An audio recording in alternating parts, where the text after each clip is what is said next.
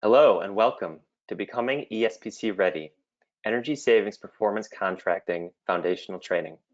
This is part of the 2021 Better Buildings Summer webinar series. In this series, we are profiling the best practices of Better Buildings Challenge and Alliance partners and other organizations working to improve energy efficiency in buildings. Next slide. My name is Sean Williamson, and I'm the moderator of today's webinar and an energy technology program specialist at the U.S. Department of Energy. I'm so excited to bring this content to you today to a national audience. Today's webinar will offer first-rate training on the foundations of energy savings performance contracting, or ESPC. The training is ideal for state and local governments and other stakeholders from universities, K-12 schools, and hospitals looking to understand the basics of ESPC to execute building retrofits that save energy, reduce carbon, and address deferred maintenance. Next slide. For today's webinar, I'm going to start with some level setting and introduction of DOE's ESPC resources. Next, Sam Cramer from the National Association of State Energy Officials will provide a few brief remarks. The majority of today's webinar will be led by Dale Hahs from the Energy Services Coalition. We'll save a small amount of time at the end for questions and answers. Next slide, please. We're excited to announce that today we'll be using an interactive platform called Slido for questions and answers, polling, and session feedback. Please go to www.slido.com using your mobile device or by opening a new window in your internet browser. Today's event code is #DOE. If you would like to ask our panelists any questions, please submit them in Slido at any time throughout the presentation. We'll be answering your questions near the end of the session. You can select the thumbs up icon for questions that you like, which will result in the most popular questions moving to the top of the queue. I'll give everyone a few moments to open up Slido. If you're having any issues, please message our tech support team by using the chat function.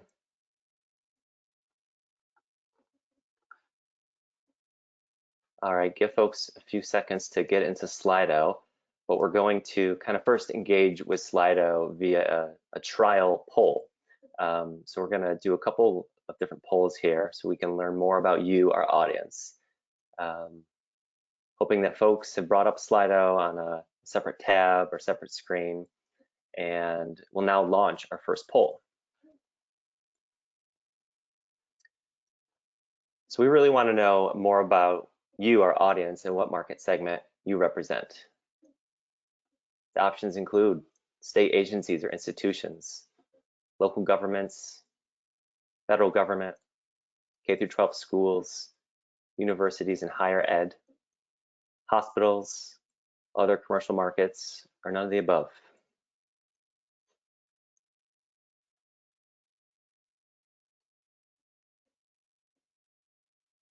All right, local government is out to a fast early lead. It looks like state agency is slowly catching up.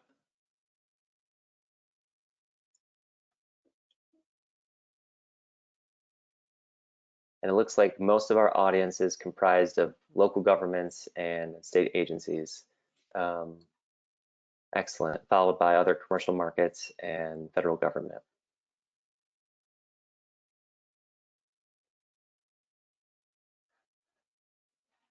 See a couple answers trickling in. Let's give it 5 more seconds.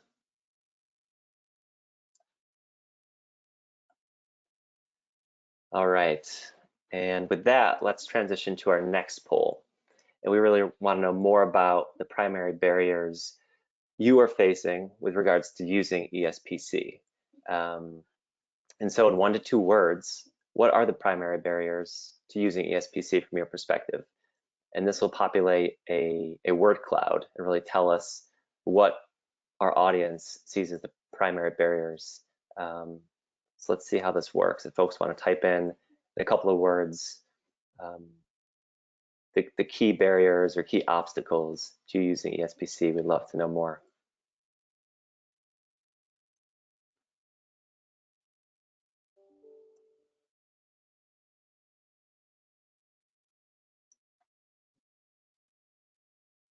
All right, a lot of knowledge and familiarity, complexity, small projects is coming up as well. Okay.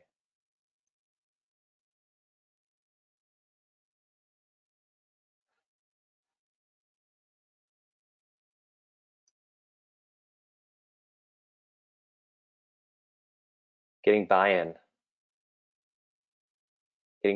and unfamiliar, kind of the two new entries, and knowledge gaps. Great. Thank you all for that feedback. That's very helpful. So with that, I'd like to transition from our polls to our next set of slides. And I really want to just dig into some basic level setting on ESPC. ESPC is a contracting and financing method that provides upfront financing for energy efficiency projects that is then repaid over time by the cost savings resulting from the upgrade. As the chart at the bottom of the slide shows, ESPC offers operational cost savings and a net positive cash flow from the beginning and throughout the financing term. ESPC is a tool well positioned to facilitate building upgrades within the MUSH and federal buildings markets. MUSH stands for municipal and state facilities, universities, K-12 schools, and hospitals. Within the MUSH market, there's a projected investment opportunity of between $66 and $208 billion, an energy savings potential of more than 200 trillion BTUs. Next slide, please.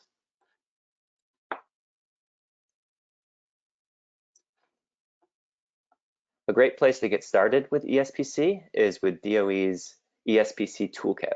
The toolkit provides a range of resources to enable state and local communities to learn about and benefit from ESPC.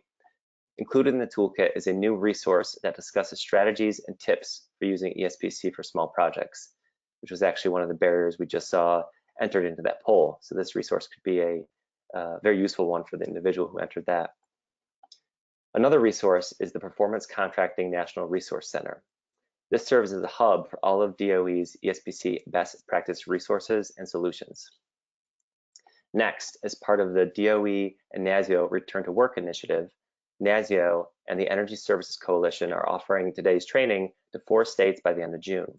If you're interested in a potential future state-level ESPC training, please contact myself or the next speaker, Sam Cramer. Finally, a new tool that we're very excited about is EProject Express. This provides a streamlined, tailored pathway for state and local governments to document, track, and demonstrate the ongoing value of their energy project retrofits. EProject Express is not yet released, but will be released later this summer. Look for more information on EProject Express, including a Better Buildings webinar next month that will demo the tool. Next slide, please.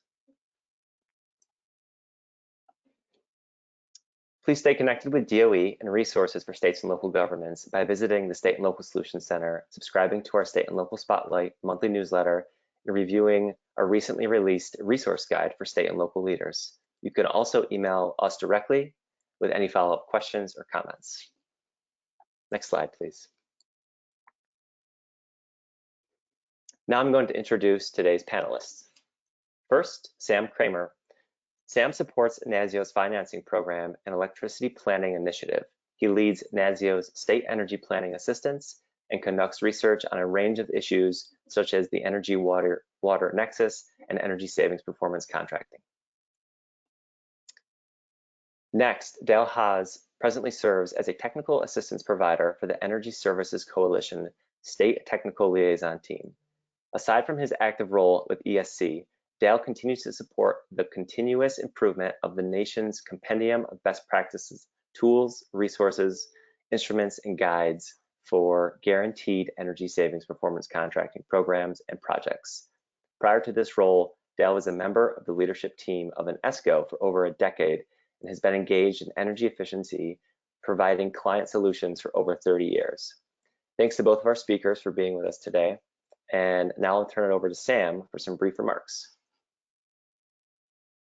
Great, thank you so much, Sean, and I appreciate the chance to be able to speak to you all with just a few brief remarks here before I turn things over to Dale. So again, my name is Sam Cramer. I am the Financing and Planning Program Director at NASEO, the National Association of State Energy Officials. NASEO is the only organization representing the governor-designated energy officials from each of the 56 states and territories, and we've been around since the mid-1980s, and we support the state energy offices in each state and territory, as well as represent them on Congress and to Congress and in front of the administration.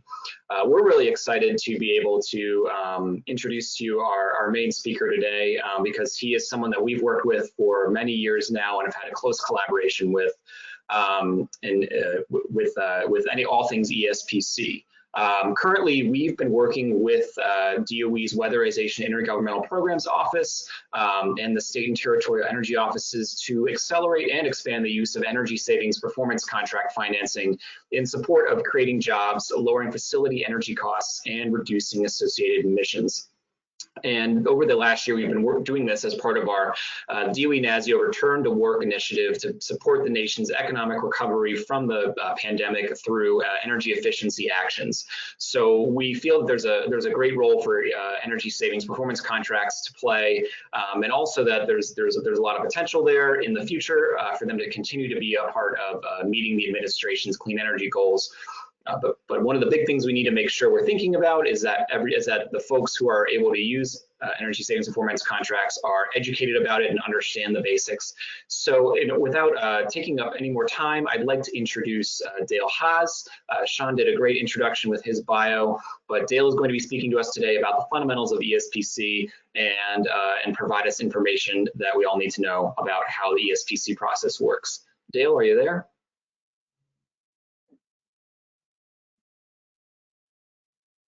Dale, you might be on mute.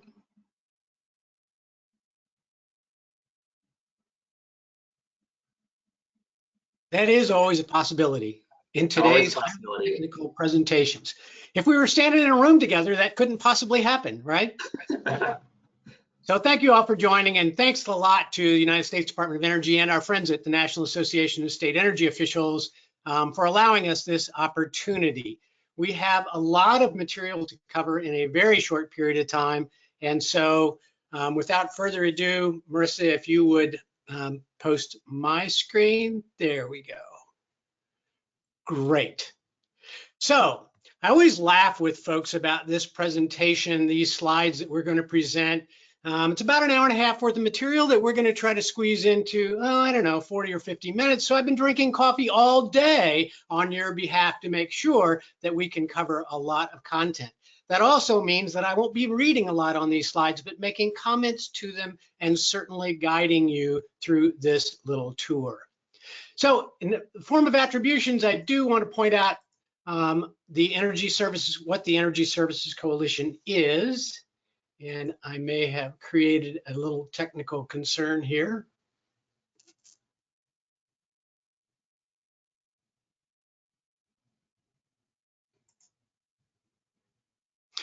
The Energy Services Coalition is a national nonprofit. It really is people, not companies, not states, not cities, individuals from across the nation who meet together and work to advance energy savings performance contracting. Really, the power of the resources that we've been able to collect from states over the course of time, and the local chapters actually meeting in person with people and talking about how these projects work and what can be most helpful, has been the biggest benefit that the Energy Services Coalition has provided to the nation over time. I always like to start with the definition. This one actually came from 1998.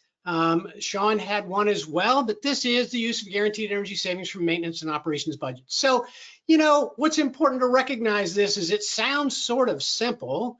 It's a legislatively empowered, authorized, vetted system with resources and tools and a whole bevy of providers. So this has been going on for nearly 50 years, and we want to help you grow in your comfort level understanding performance contracting. And to do that, I'd like to point out to you that you may not want to be in this yourself, by yourself.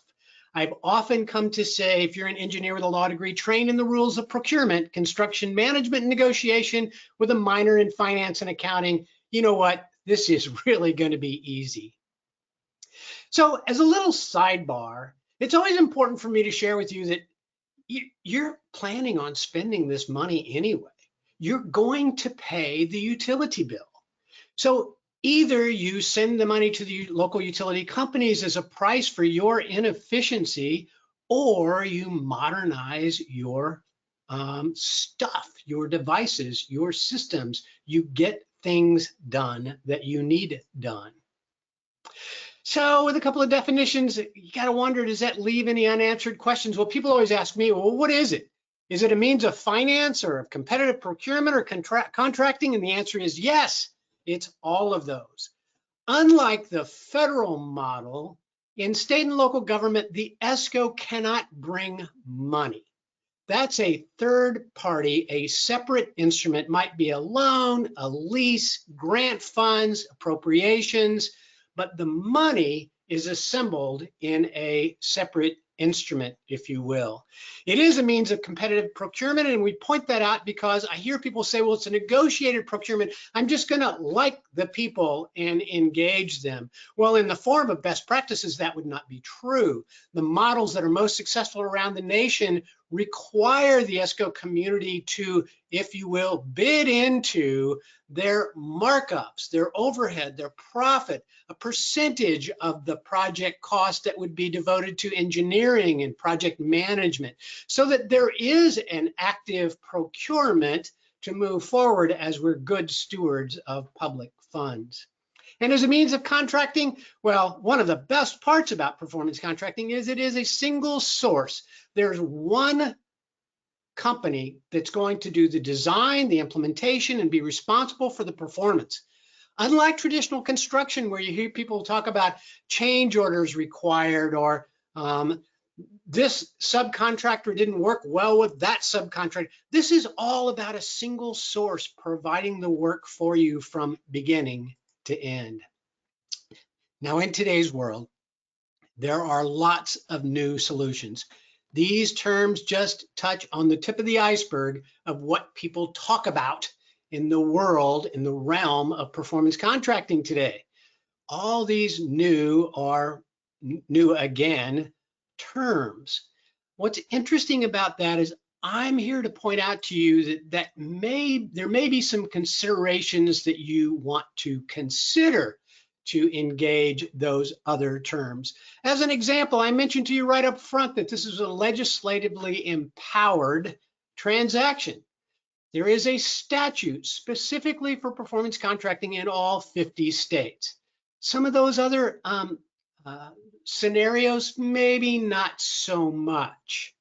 And that the means of public procurement and who holds the risk of performance. And by the way, incredibly important, who owns these improvements? In other words, in most public modernization, when the work is done, the state, the city, the county owns the improvement.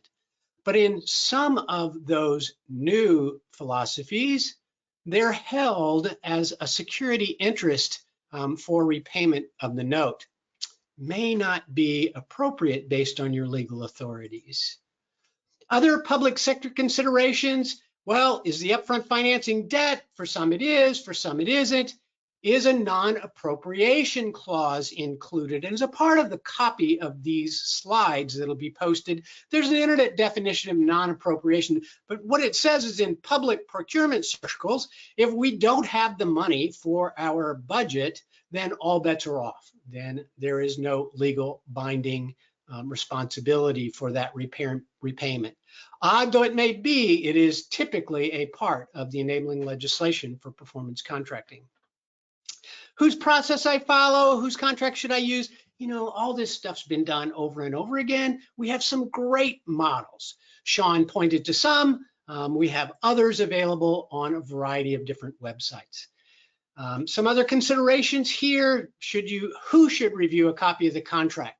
If someone brings you a contract and says, let's use mine, I've done this before all over these United States, all over this state, all over the world, here's the contract that we're going to use. Wow, you should find your legal authority to do a review on that contract so that it's well vetted and serves you appropriately. Then I'm going to jump to, can I still use my institution's construction contract? Because I believe this is so incredibly important. Interestingly enough, the performance contracting models were generated based on the fact that each institution would be providing its own construction contract, so that the quality of work, the same terms and conditions that you use for your projects in your institution or your state would always be there as a part of this work to ensure the quality that you deserve and require. So let's switch gears for a second and just get back to the real fundamentals. So why would I do this anyway? Well, number one on the hit poll there is not enough money. For literally 5 decades, when people haven't had enough money to get work done, they look to this concept of paid for by performance model to help them make the improvements, the modernization, the resilience improvements that they need. Now, you may have some energy goals or environmental targets that you really need to fulfill, and you're scratching your head thinking, I didn't get a lot of budget for that. How am I going to make that happen?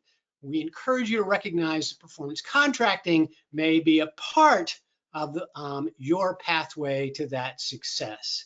The need for resilience. Once again, today we're hearing about rolling blackouts for different reasons in the Southwest of these United States. Wow, we're going to have to find a way to keep our systems up and alive during any circumstance.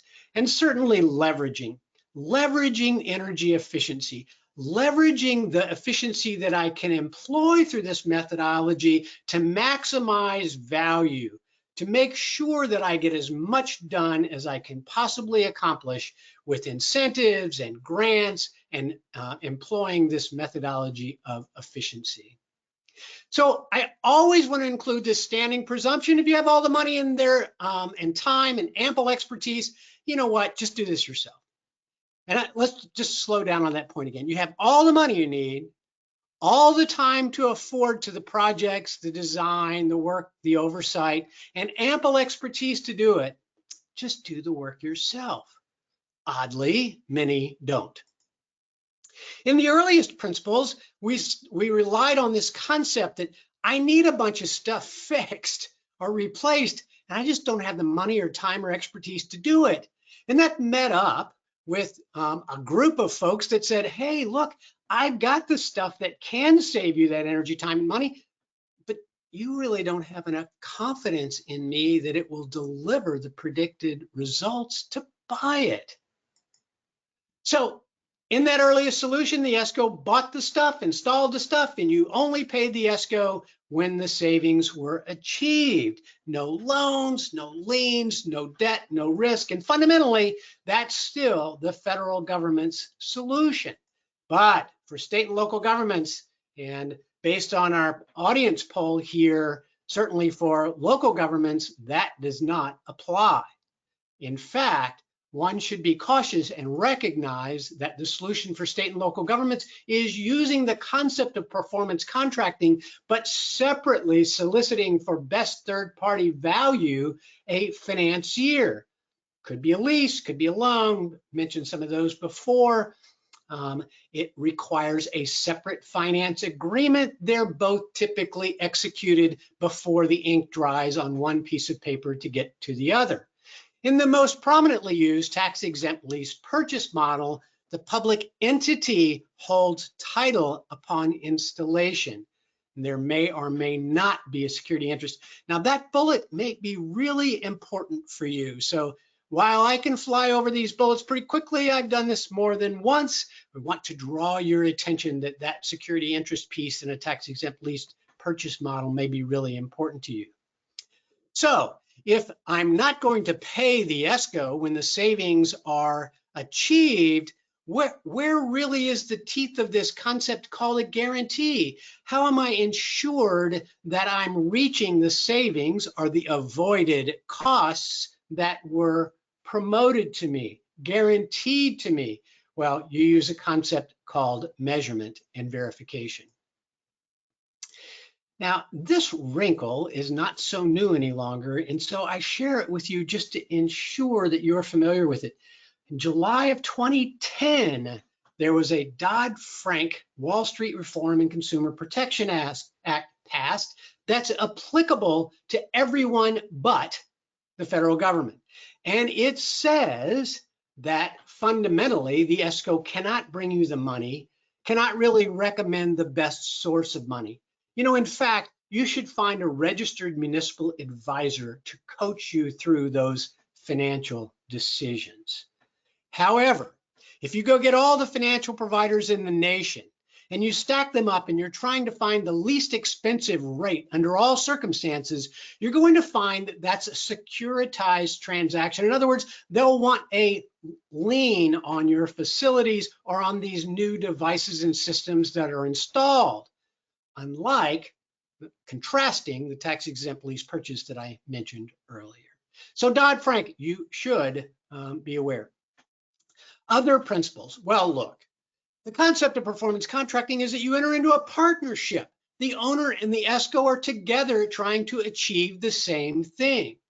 Now, if you find out as you work through the process of trying to make a decision on which of the ESCOs to work with long-term, that you just don't get along with the people, and you know, you say salt, they say pepper, you say hot, they say cold, you know what? Move on. This has to be a long-term partnership. You need to be working with people that you have a comfort level of commonality with, that you understand that together you're going to do everything in your power to achieve the efficiency that you set about to accomplish together. All the work should be required to meet or exceed the standards of you. So look, it can't be too dark for me to see in my spaces. That's not savings of lighting, of a lighting measure. It can't be too hot in my workspace for me to be productive, or too cold in the winter. I mean, these things are crazy talk. You have to establish these bands of this is what needs to happen for me for the full term of the performance of these projects that may last 15, 20 years.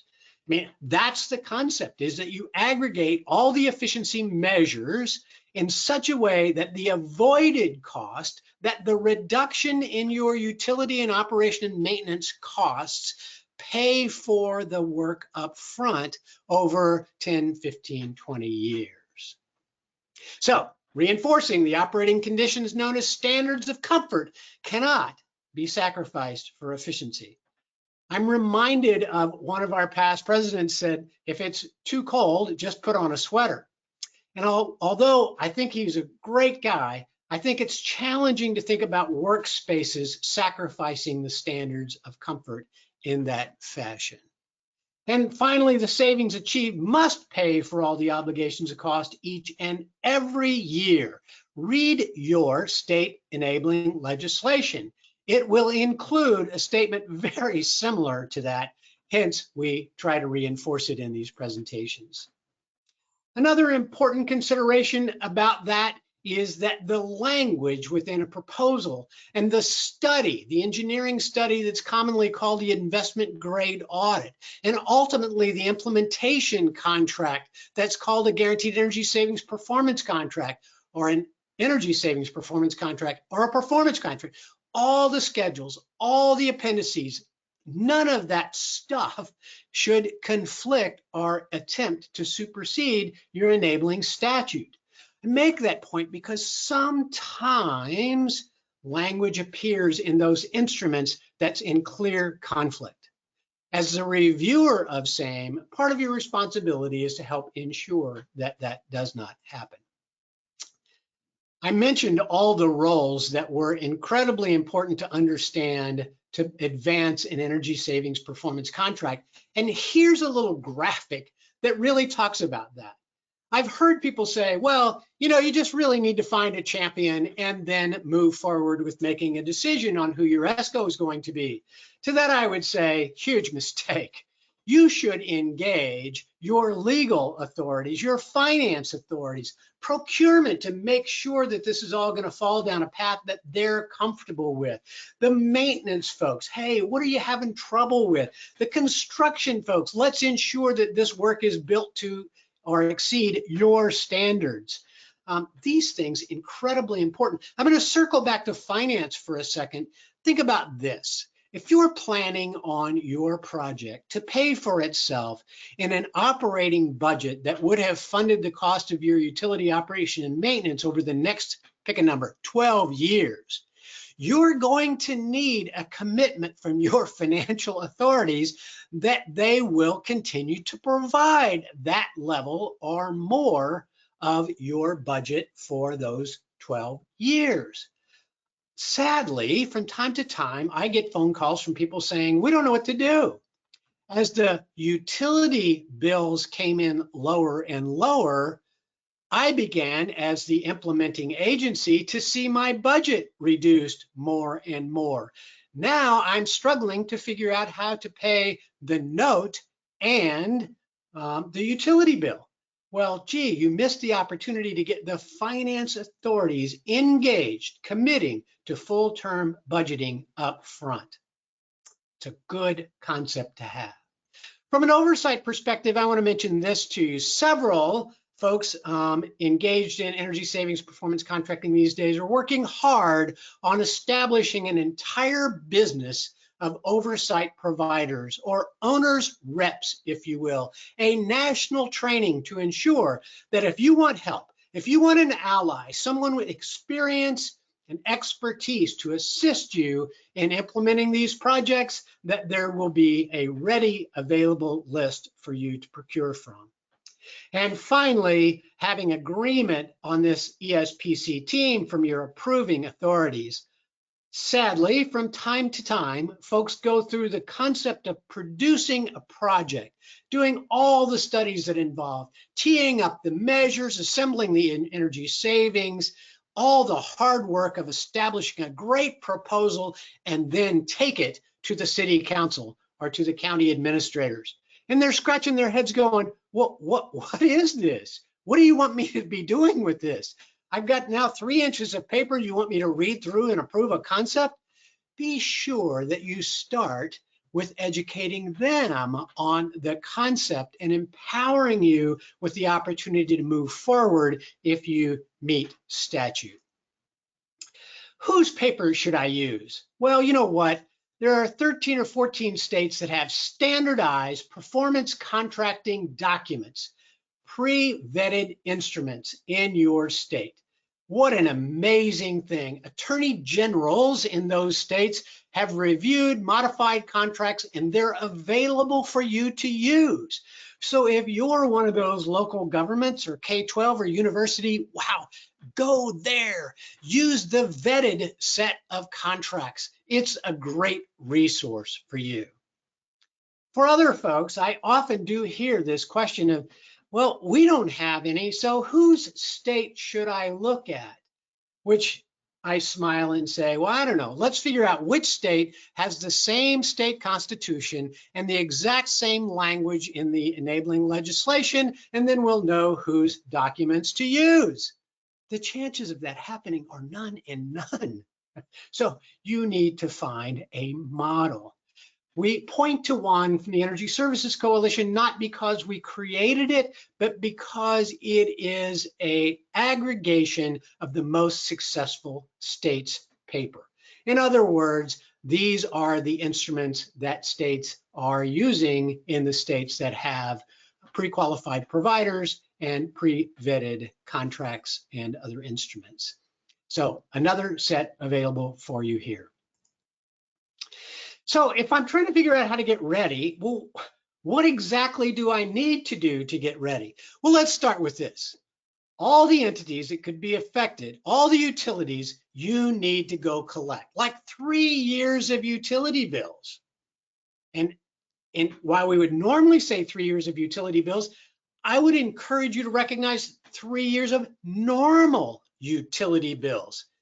Just by the way, 3 years, because one could be high, one could be low. That's why you need 3 to get an average.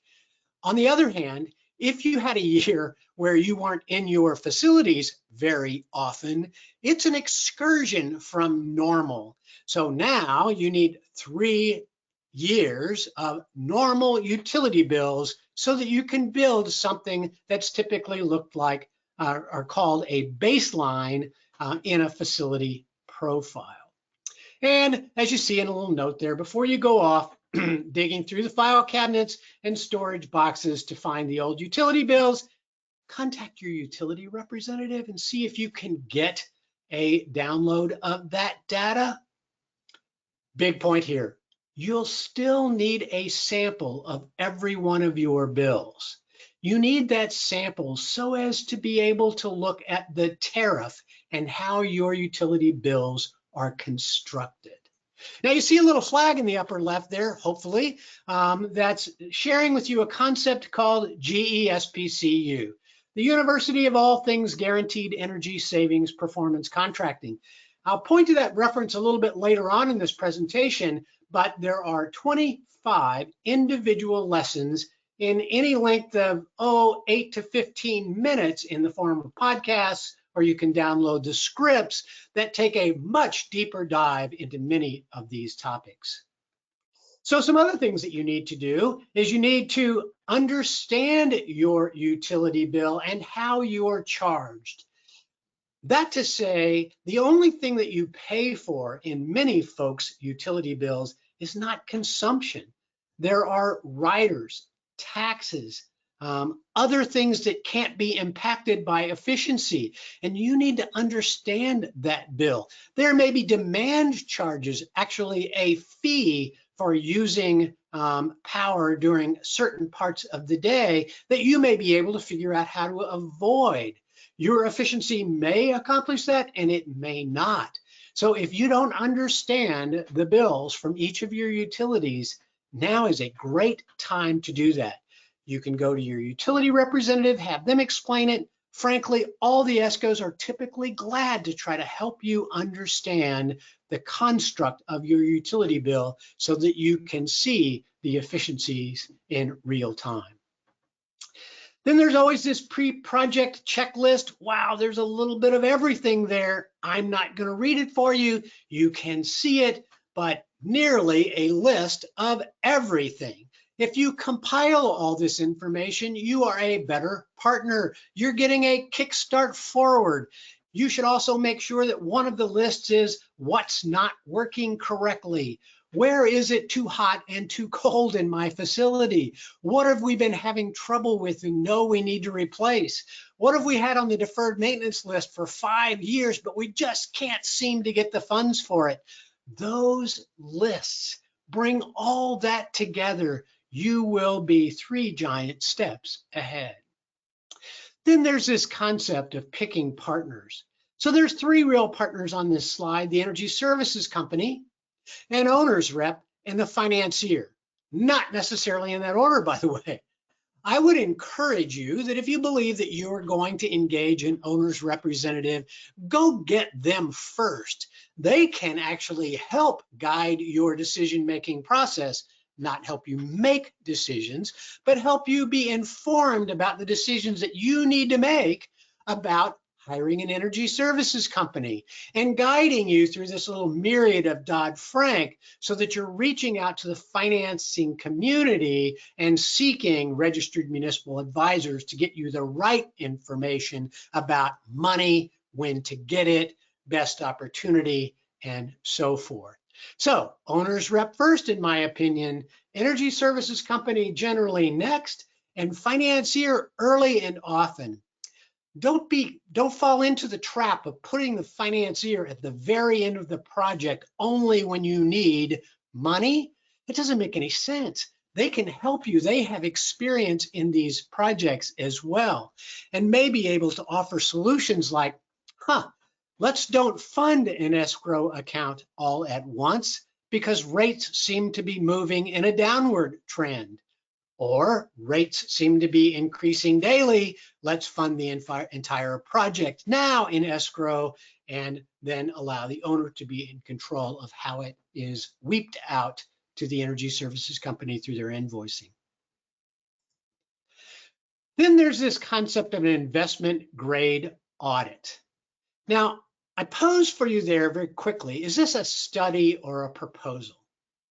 Now, in your own space, probably sitting by yourself, Raise your hand if you ever paid somebody to provide a proposal for you. Likely not a lot of hands went up. On the other hand, you are willing to pay for an engineering study. You're willing to pay for a complete understanding of what is consuming utilities, energy and water in your facilities. Why, how come, when, what's doing it, what can be more efficient and what cannot, and ultimately then taking that smart information from this very scientific study and migrating some of it into a proposal for you to make a decision about. That's an important concept. In many projects today, people say, well, they're the same. The study and the proposal, they're just the same. They are not. Pay for a study. Get what you need from that study. Understand everything about the consumption of utilities and what can be done to make them more efficient, including operation and maintenance, and then ask for a responding proposal to move forward. Then there's this concept of complexity. Some of you actually put that in there. I can't do this. It sounds far too complex. And I propose to you that we have let many of the investment grade audits be too complex. Now look, you really want those folks to be incredibly smart and do remarkable engineering, mathematic equations to understand to the best of their ability what can be guaranteed to be more efficient. But then you should require that it's readable, understandable, so that you could pass it to a supervising authority and expect them to read it and go, wow, I can't really get through this gobbledygook of math, but I see here that if we install this, it should pay for itself in X many years. Wow, it should be explained. I've often said, if a third grade math teacher can understand an investment grade audit and explain it to others, the right job of presenting the material was made. Who needs a load study? Gosh, we were just going to replace the chillers and a few lights and motors. I don't need to know what the energy consumption is of all those computer loads and devices and lamps and fans, and I just don't need it. We're not going to do any of that work.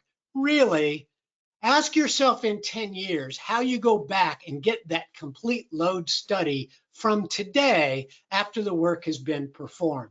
You get one shot at getting a picture of what's consuming what in your facilities before construction, and it occurs, that's right, before construction.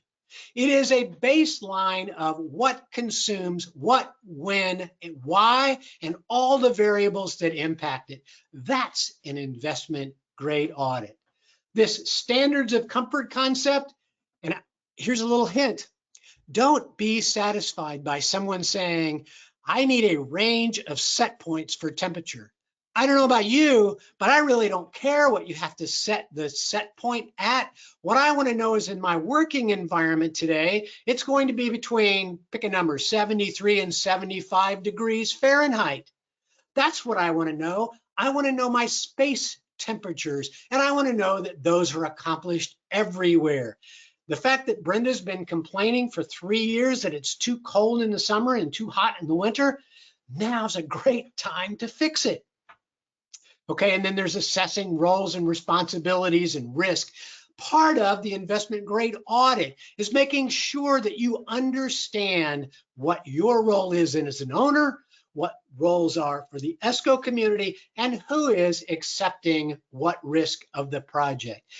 Most public sector folks are going to say, look, we're going to continue to maintain and operate our stuff.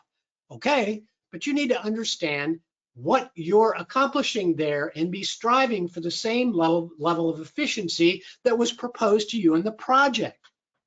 By the way, you may have noticed in the little flag that there are 5 lessons, no less, in GESPCU about IGAs. I encourage you to have a listen.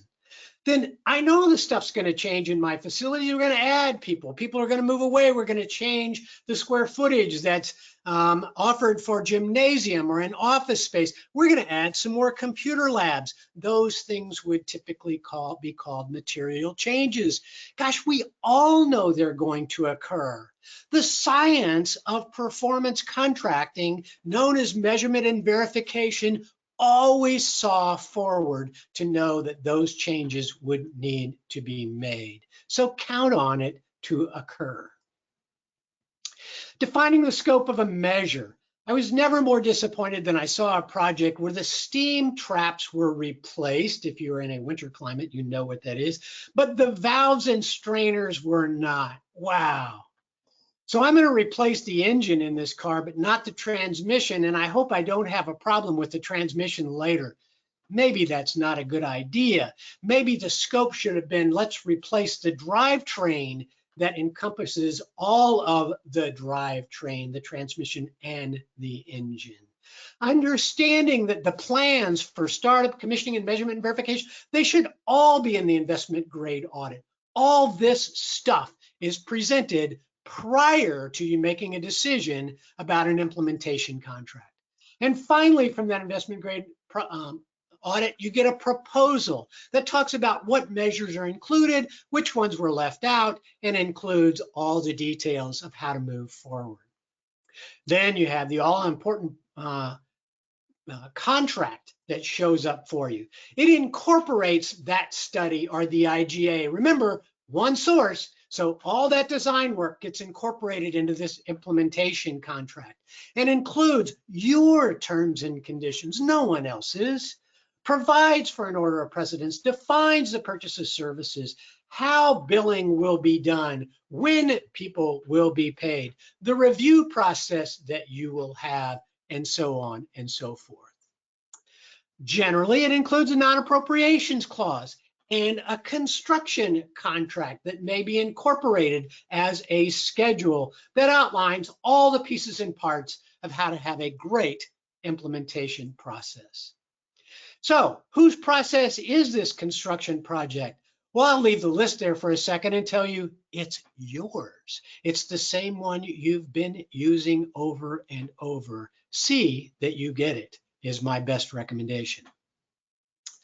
Invoicing. One of the things that we often hear is, I sort of lost control of how this project worked.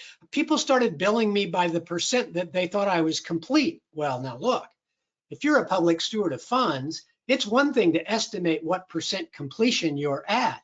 It's another entirely to approve an invoice where you haven't seen evidence that the work has been fulfilled. We want to make sure that you recognize you should see that evidence. Post-construction services, oh, sure, there will be some. Warranty support, you should know who to call, when, what can be provided.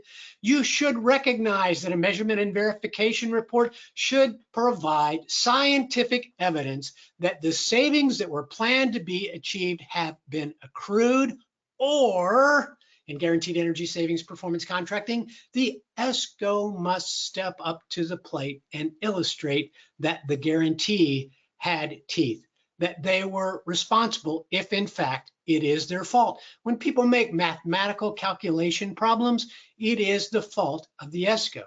Change something in the facility, well, you may need to work that out and determine whose changes they were, make the scientific changes in the savings projections, and move forward. So recapping the steps, yep, learn everything you can. Maybe even reach out for that owner's rep. Fulfill an investment grade audit. Then make sure your implementation contract includes all the rules, rights, and responsibilities. Then I often tell people, be sure to collect and maintain all the pertinent documentation. Wow, okay, but where am I going to put all that stuff? You could put it on someone's laptop. You could put it in a central IT repository, but you could also put it in EProject Builder. If you're not familiar with that, please become familiar with it. It is a great free web-based centralized resource for you to hold the salient information about your project and all of these files. And as Sean mentioned, and I'll just allude to here, coming soon, very, very soon, EProject Express, the new streamlined pathway for entering data and reporting from EProject Builder. Look, states tell us every year, I need a way to tell my governor, my legislator, about the good work that was achieved in these projects. Look to EProject Express to help you get there in a simple, user-friendly way. You can save your customized report and print them anytime you need to with updated information. For a little bit more guidance, here's where you find GESPCU. You know, when we put together this compendium, these 25 lessons, we were pretty proud of the material, and now we've heard from states who tell us things like, wow, I had no idea someone could collect that much good information about these projects in one simple set of messages. So we want you to be familiar with that. You know, Dale, this all sounds hard. Yeah, it's pretty complex. But on the other hand, consider this. Nationally, we do over $7 billion of this work every year in an industry that's nearly 50 years old now. The model instruments are there. The program design is well vetted. There's an army of capable expert providers to assist you and a new burgeoning industry of third-party owners reps. You know what? You can reach your goals. Success is just around the corner for you. Get that stuff fixed. Reach your targets. Use performance contracting. Well, that's a little bit more even than the time that folks counted on me today. I promised you we'd be covering a lot of material quickly. Certainly want to thank you for the opportunity to share with you and look forward to any questions that might come forward. Excellent. Thank you, Dale. You can sense a lot of energy, likely from the coffee I know that you consumed to get ready for today's webinar. Really appreciate you bringing so much expertise and high level of energy to today's conversation. I don't know if folks can sense it, but Dale fit a lot of information in about 45 minutes, and we really appreciate how quickly and efficiently you went through that. So at this time, I would like to invite folks to type in any questions they may have into Slido. We've got a couple that are showing up here via our screen share from Slido. If you join late, you can go to slido.com and enter hashtag DOE to submit your questions for our speakers. While folks go through that process, I'm gonna start to direct a few of these questions to you, Dale. And let's kick off right at the top here with a really interesting workforce related question. A question about how local community colleges can potentially play a role in workforce readiness and utilize ESPC programs. Yeah, I'm glad to try to answer that, and then I'll defer to Sam as well. Honestly, in my working career, which is relatively old now, I had the opportunity to work with a number of community colleges in fulfilling projects, and we found that bringing forward a group of students, giving them an opportunity to understand the work that was going to be completed, how the math was done, how efficiency paid for these projects was incredibly important, and we could share with them different pieces and parts, different roles that they might play, that they may wish to be, in fact, engaged as an energy engineer or a lighting resource provider, or in one of the subcontractor roles that really fit well across the nation. And frankly, many are needed in those roles to help do the kind of professional work that gets involved in these projects. For some, they wanted to look to things like, wow, can I learn how to program these ladder diagrams of control sequences? Lots of opportunities. You simply need to reach out to that ESCO community and say, hey, if you're going to do work here, we want you to show us how to get engaged with a curriculum that we can support. Great, thank you, Dale. Next, let's kind of jump to the distinction between energy service agreements and ESPC. You touched on it in the beginning a bit. I know it's pretty complicated and requires more than time we have available, but some quick thumbnail differences between the two for our audience, Dale, would be much appreciated. Yeah, it's always a challenge for me to answer that question because it is relatively complex. So in the case of the energy savings performance contract, there is a piece of enabling legislation, and there is, in fact, typically a well-vetted model, publicly available contract that you can review. It talks about things like termination considerations, penalties under short-term termination. It talks about securitization. There may need to be a non-appropriations clause in your contract as a public entity. We can't always find those ESA contracts, even though we hear of them being provided in public sector. So it's challenging for us to vet those agreements and see if, in fact, they hold up to some of those different pieces of litmus. We would always point you to your supervising authorities. Here in one hand, I have a vetted ESPC instrument and process, and here in my other hand, I have this thing called an energy service agreement. If your attorneys general, your legal authority, read between the two, they may help you figure out which one is most applicable to your application. Great, thank you, Dale. And then let's jump to this question about common pitfalls.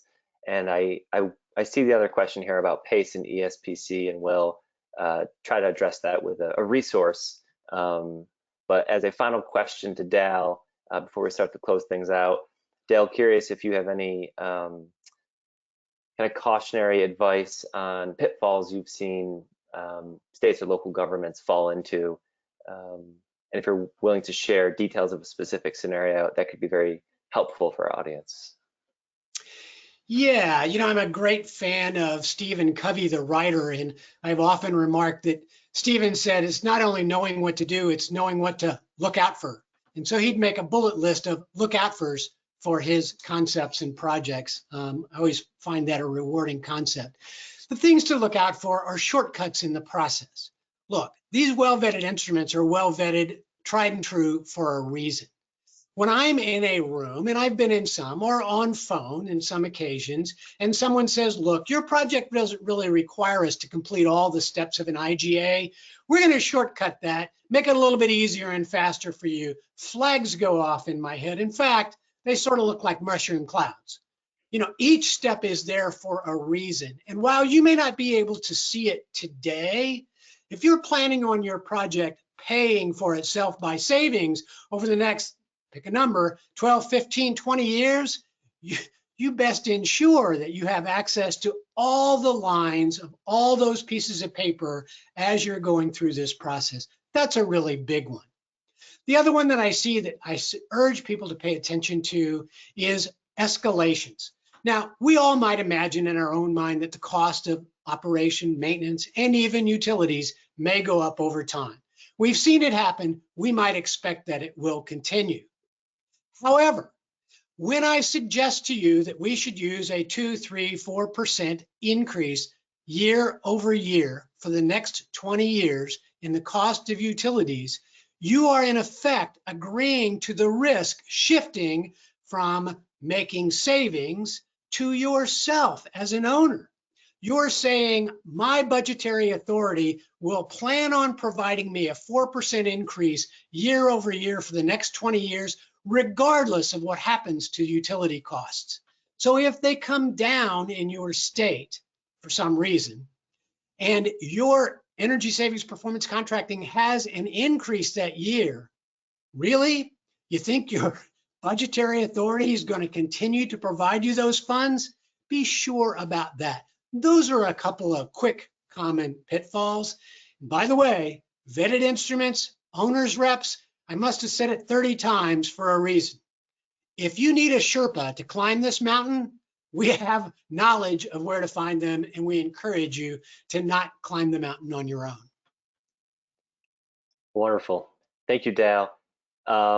Just to address a question here, not expecting you to provide feedback, Dale, but I just want to say with regards to the intersection between PACE and ESPC financing, that's a complicated question that we unfortunately do not have the time to get into.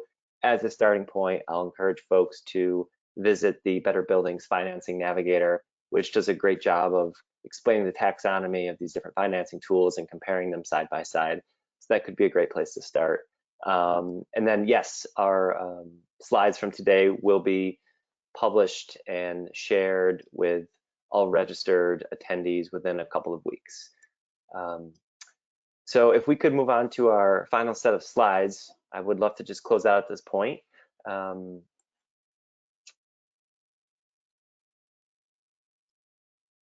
Excellent.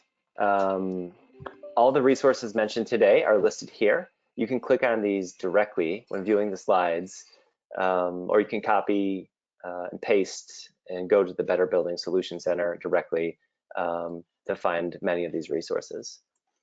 Next slide, please. As mentioned, this webinar is part of the 2021 Summer Webinar Series. We have a great lineup of presenters and presentations through August. Visit the Better Buildings Solution Center to learn more about each and register. Next slide, please. Our next webinar is coming up on Thursday. We hope that you will join us for this webinar titled Boosting Industrial and Manufacturing Efficiency and Resiliency with CHP.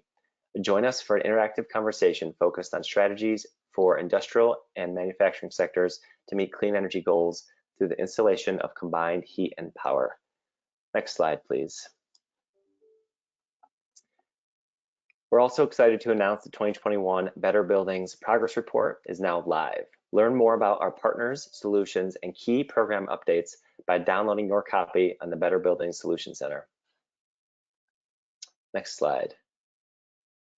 To watch recordings from the Better Buildings Virtual Summit, the previous Better Buildings webinar series, or technical presentation from our national labs, visit the on-demand webinars library where all our previously recorded presentations are archived. And with that, I'd like to thank our panelists very much for taking the time to be with us today.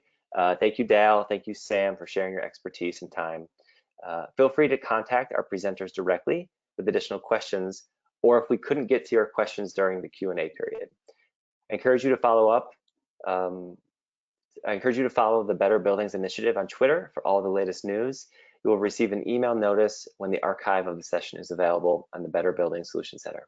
Thanks, everyone. Have a great afternoon.